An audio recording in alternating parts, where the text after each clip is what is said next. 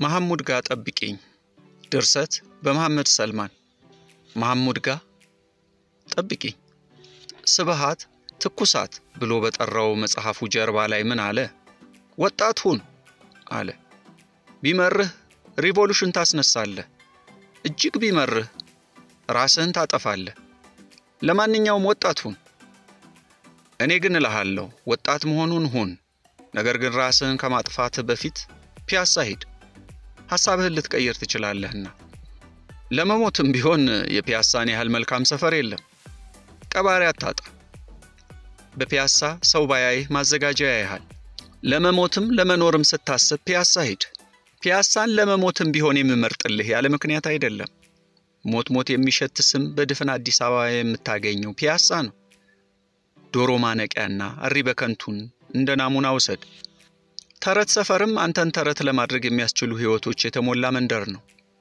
ተረት መሆን ከፈለክ ፒያሳ ስጋን ብቻ ሳይሆን ነፍስንም ለማጥፋት ጭምር ምርጥ ሰፈር ናት ካላመንክ ሙትና ሞክረው ነክቶ ሳይመሽ ማዘጋጃ ይቀብራል ስራ ለማቅለል ከፈለክ ደግሞ እዚያው ማዘጋጃ በር ላይ ጠጋ ብለህ ራስህን መድፋት ትችላለህ ፒያሳ ወደ ህይወትም ልትመልስ ትችላለች እንዴት በለኝ ወጣት ነህና ስብሃት በመከረ መሰረት ራስህን የማጥፋት መብትህን ለመጠቀም ወደ ፒያሳ መጣህ እንበል የት ጋር መሞት እንዳለብህ ለመምረጥ በፒያሳ ዞር ስትል እመነኝ ልብ የምታጠፋ ቆንጆ ታያለህ ጸጉሯ የሚዘናፈል ዳሌዋ የሚደንስ ጡቶቿ የሚስቁ መኖር የምታስመኝ ቆንጆ ልቅም ያለች ውብ 13 ቁጥር አውቶቡስ ስትጠብቅ ታያታለህ በዚያን ጊዜ ልብህ ይሸፍትና አንተም የተፈጥሮ ሞትህን መጠበቅ እንዳለብህ ትረዳለህ ከዚያች ቅጽበት ጀምሮ የ13 ቁጥር አውቶቡስ ቋሚ ደንበኛ ሆነ ታርፈዋለህ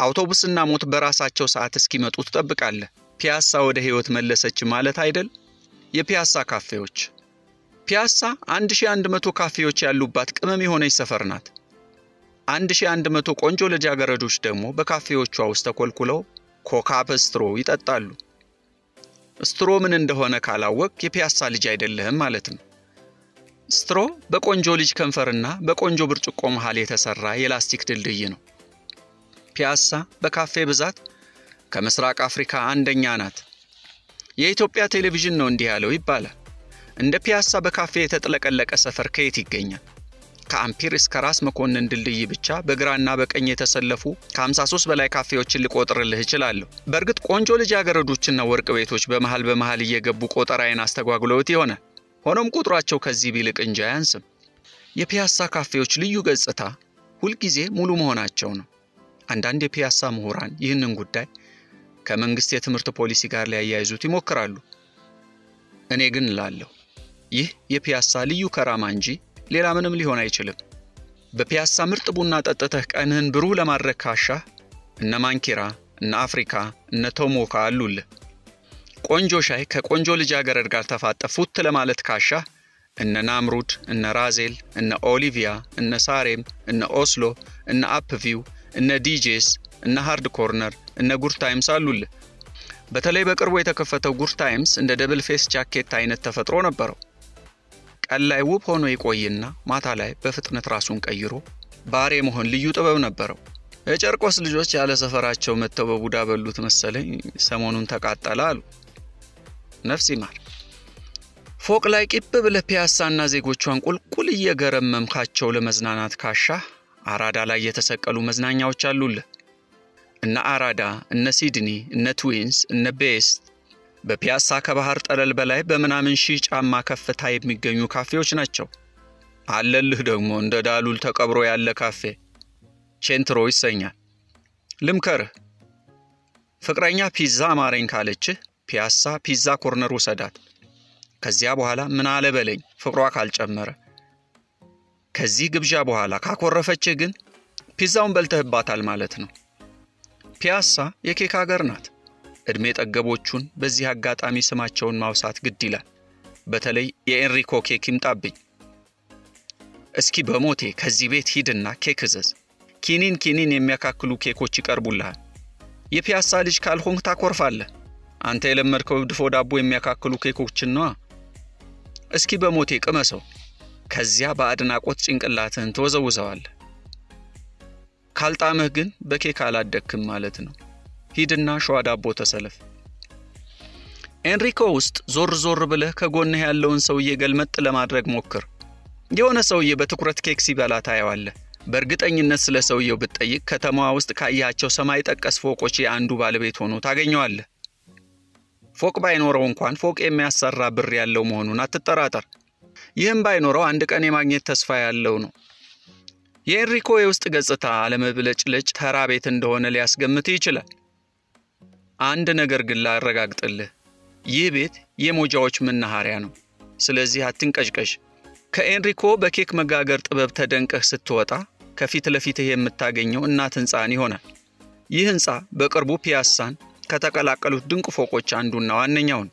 በስነ ህንጻ ታሪክ በምስራቅ አፍሪካ አንደኛ ከመሆኑም በላይ የሚመስለው የለም እየተባለ ነው።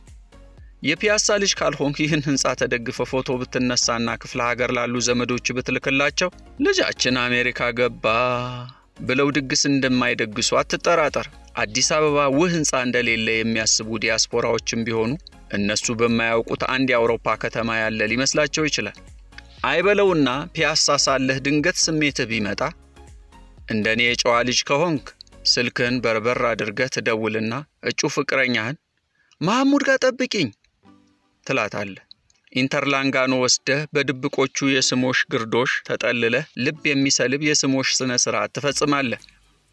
ከመሐሙድ ሙዚቃ ቤት እስከ ኢንተርላንጋኖ ለመሄድ የ3 ደቂቃ ትዕግስት ካጣ ፒያሳ ውላ ትግባ እንጂ ምን ጠፍቶ በአምፒር ወደ ዶሮ ማነቂያ ገባ እንዳልክ ትሬን ሃውስ አለልህ። ይህ ቤት መሳሳሚያ ብቻ አይደለም ያዘጋጀልህ።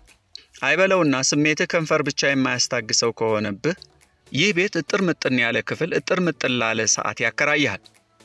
ፒያሳ ነው ያለው። ብታምነኝም ባታምነኝም ፒያሳ ከ10 በላይ መሳሳሚያ ቤቶችን በጉያው ይዛለች። ብዙዎቹ ስም አልባ ናቸው። ልብህ ከሚቆም አንድ 5ቱን ልጠቁም። ሊሞት የመጣን ሰው ወደ ህይወት ለመመለስ 5 መሳሳሚያ መቻነሰው። ኢንተርላንጋኖ፣ ትሬን ሃውስ፣ ቢክትሪ፣ ጊቤ፣ ቬሮኒካ። መሐሙድ ጋር ቀጠሮ መያዝ እጅግ የሚመከር እንደሆነ በዚህ አጋጣሚ ሳልነግርህ አላልፈም። ለምን በለኝ። አንደኛ ከመሐሙድ ሙዚቃ ቤት የሚለቀቁ የመሐሙድ ትዝታዎች በቀጠሮ ያስደገፈችህን ልጅትና ያደረሰችብህን ብስጭት የማስታገስ ኃይል አላቸው። አንዳንዴ ደግሞ የመሐሙድ ወዳጅ የነበረው ጥላሁን ቀጠሮ ይከበር ሲል ያንጎራጎረውን ዜማ ሊከፍቱልህ ይችላሉ። ሁለተኛ መሐሙድ ጋር አስተውለህ ከሆነ ብዙ ቆነጃጅስት ብዙ ኮበሌዎችን ቆመው የሚጠብቁበት ስፍራ ነው። እድለኛ ከሆንክ ፍቅረኛዋ ቀርቶባት የተበሳጨችን ልጃገረድ ይዘህ ብስ ልትል ትችላለህ። ቀጠሮ ቦታ ሴቶች ቢያንስ 30 ደቂቃ አርፍደው እንደሚገኙ ሳታስተውል አልቀረህም። መሐሙድ ጋር ግን ለምን እንደሆነ ባላውቅም አረፈዱ ቢባል 20 ደቂቃ ነው። ቢያረፍዱብህም ከፊት ለፊትህ ብዙ የሚታይና የሚያዘናጋ ነገር አታጣም። ለምሳሌ ለመጥቀስ ያህል ትልቁ የሀገራችን የህዝብ ሽንት ቤት የሚገኘው መሐሙድ ሙዚቃ ቤት ማዶ ነው። በቀን 3000 ሰዎች ይሳለሙታል። ሽንታቸው እንዳያመልጣቸው የሰጉ አዛውንት ምንትሳቸውን በእጃቸው ደግፈው ወደዚህ ሽንት ቤት እየተወላገዱ ሲገቡ እያየህ መሳቅ ትችላለህ። ከፈለክ ሰው የተፈጥሮ ጥሪውን ለመመለስ እንደሚጣደፈው ለቀጠሮ ምን አለ ተመሳሳይ ጥድፊያ ቢያሳይ እያልክ ትፈላሰፋለህ። ሽንት ያጣደፋቸው ምዕመናን ማየት ከሰለቸህ ቀና በል። አይንህ ከህዝብ ሽንት ቤት ወደ ህዝብ ሶኒክ ስክሪን ይወረወራል። ፒያሳ በቅርቡ ራሷን ከህት ከተሞቿ ጋር ለማስተካከል ያስተከለችው ይህ ትልቅ ዲጂታል ስክሪን የማያሳይህ ነገር የለም። ከቶሚና ጄሪ አባሮች ጀምሮ እስከ ህገ መንግስቱ አንቀጾች ይተነትንልሃል። ህገ መንግስቱ የብሔር ብሔረሰቦችን እኩልነት እንዴት እንዳስከበረ ካልገባ አንቀጽ በአንቀጽ ያስረዳሃል። ትንሽ ከቆየህም የሴቶች እኩልነት በሀገራችን በአያሌው እየሰፈነ እንደሆነ ያሳያል። ይሄኔ ከሴት ጓደኛ ጋር ያስከው ቀጠሮ ትዝ ይልሃል። ሶኒክ ስክሪኑ ላይ በሚታየው በህገ መንግስቱ አንቀጽ ውስጥ እንዲህ የሚል ነገር እንዲካተትልህ ትመኛለህ። የሴቶች እኩልነት ቀጠሮ በማክበርም ጭምር ይረጋገጥ። አይንህን ከሶኒክ ስክሪኑ ስትነቅል የቀጠርካት ልጅ አበባ መስላ ከተፍ ትላለች። ጉንጮችህን ሳምሳም እቅፍ እቅፍ ስታደርግህ ንዴትህ ድራሹን ይጠፋል። ጭራሽ ቀጠሮ ማርፈዷ ተዘንግቶ አንተው ራስህ አረፈድኩብሽ አይደል ልትላት ይቃጣሃል። ፒያሳ